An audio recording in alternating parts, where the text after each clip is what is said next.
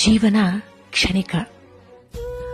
100 ವರ್ಷ ಬದುಕುವ ಆಸೆ ಮನುಷ್ಯನಿಗೆ, ಅರ್ಧಕ್ಕೆ ಕರೆದೊಯ್ಯುವ ದುರಾಸೆ ಯಮನಿಗೆ.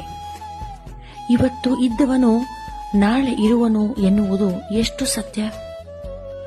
ಮನುಷ್ಯನ ಆಸೆಗಳು ಮುಗಿಲೆತ್ತರಕ್ಕೆ. ಆ ಮುಗಿಲಿಗೆ ಅವನನ್ನು ಕರೆದೊಯ್ದರೆ ಮಾಡುವುದೇನು?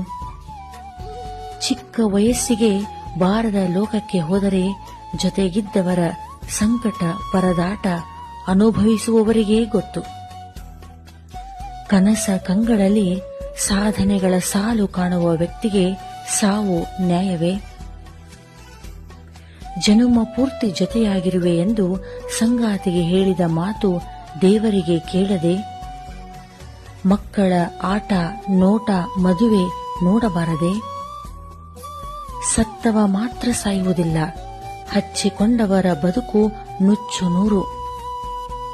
ಹೋದ ಜೀವ ಮರಳಿ ತರುವ ಶಕ್ತಿ ಇಲ್ಲ.